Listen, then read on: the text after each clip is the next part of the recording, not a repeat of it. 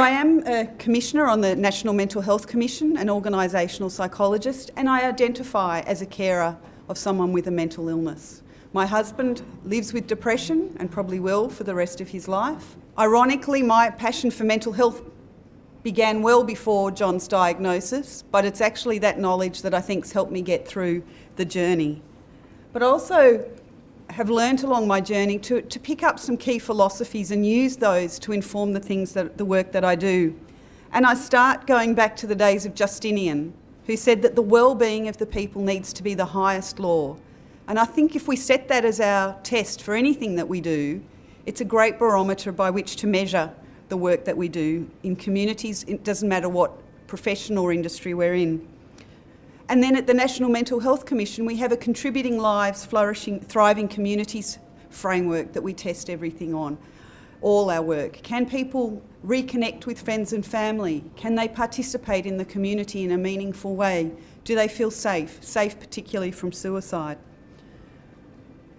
And I guess the issue often is, why is this topic of mental health and mental health in the workplace so important? From an Australian perspective, the distribution is significant. We're looking at a roughly 3 million people with mild to moderate illness. They're people that are coming to work, doing their best to move on with their illness. We're then looking at about 600,000 with severe episodic illnesses, schizophrenia, etc. And then we have 65,000 people with complex psychosocial disabilities. These are the people that will be moving into the Tier 1 of the NDIS and getting their support there. We have concern for the group down here and where they end up. This is a lot of people, but it's hard to get a sense of that scale when you look at those graphs. So breaking it down and looking particularly at the mood disorders, which is what most of us are likely to experience. 1 million Australians live with depression, 1 in 5 women, 1 in 8 men. Anxiety is even higher, 1 in 3 women, 1 in 5 men. And the saddest number of all is that our suicide rate has actually gone up since the last count, and we're now at 8 Australians dying every day by suicide. What we know about mental ill health is that the greatest years lost to disability of any illness are those living with a mental illness. It's the most disabling disorder for people under 50 worldwide. And what we do know from the WHO research is that chronic non-communicable diseases, issues like mental health, will be in the 21st century what the communicable diseases of the 20th century were. And sadly, mental health will be at the top of that issue. The economic impact in Australia is around $40 billion in direct costs that we can track. And whenever I use these numbers, people say, where? I don't see it. And at a Commonwealth level, that's because we're spending a huge amount of money on what we call the system's failure end. The majority of the money is going on disability support pensions and carers' pensions, and they are incredibly worthy social safety nets. But at the same time, we know, because mental illness is preventable, that we should never be allowing people to need these safety nets. We should be keeping them well, we should be keeping them out of the system and allowing them to lead contributing lives. It became apparent to us at the Commission that there'd been a lot of legislative change around 2012, with a requirement now for workplaces not just to assess for physical risk factors, but now you're required to assess for psychological risk factors. And your CEO, your executives, your board are all responsible to sign off that they are providing a psychologically safe place to work. Now, that's easier said than done, because we actually don't have a definition for what psychological safety looks like. We're getting better at articulating what psychological risks are, but it's been a bit of an enigma. And a lot of good intention, a lot of CEOs, leaders are saying, we want to do the right thing, we just don't know what it is. So we created the Mentally Healthy Workplace Alliance as an initiative to promote discussion, promote learning, to disseminate research, to provide and develop and provide tools to business to help them gain a better understanding around that.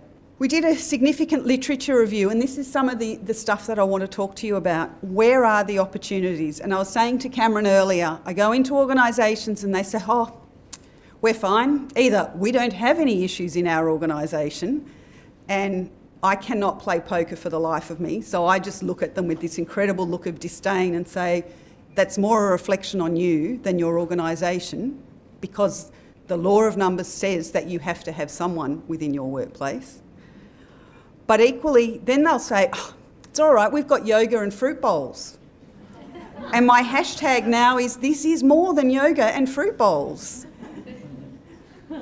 You know, if you're providing the yoga and fruit bowls, that's fantastic, but you are not going to be shifting the culture within your organisation, and you are not mitigating or managing the risks that you have a legal obligation to manage for.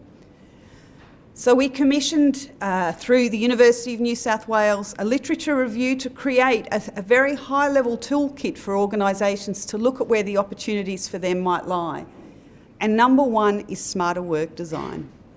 And it was fantastic to hear Claire talk about the diversity initiatives within CBRE, etc. Smarter work design is not just around mental health.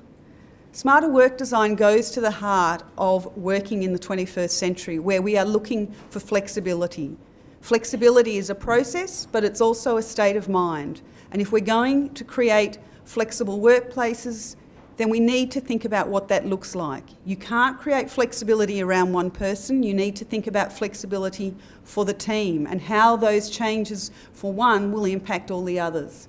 But equally, the outcome of good approach to flexibility, good approach to work design, is increased diversity in terms of gender, age, all sorts of issues get that positive ripple through effect. Smarter work design is not just thinking about the beautiful surroundings, but the hours that people work, how they interact with each other. And so the challenge for organisations is to take these opportunities when recruiting, when hiring, when doing some kind of team or structural change, to really think about the way we work in our organisation. How's our team going to interact with each other? How do we accommodate the needs of all the people in the team? And having that conversation, we know, produces much better bottom line results. People are more productive. You cannot be productive on the 23rd hour of your work. You cannot be producing good work at hour 23 of the day if you have not had sleep. Mentally healthy workplaces, I'm meant to, as the chairman of the Mentally Healthy Workplace Alliance, tell you that we invested a lot of money with PricewaterhouseCoopers to do a return on investment calculation. And I should tell you that for every dollar invested, it's a return of $2.30. I can tell you that we have a moral, ethical and legal obligation to tackle this. But I can also tell you, as you know, kindness, there's no cost to kindness. And if we start with just being kind and respectful to colleagues, that's a free starting point. And from there we can move on to more sophisticated interventions in the workplace. That the standard we walk past, or you, the individual, walks past, is the standard you accept. And for those of us that have been in the workplace for a bit longer than others, that's our job, to not put up with things that we know are going to be damaging to people, and to speak up. And that can be scary, but it's also what communities and people supporting each other do.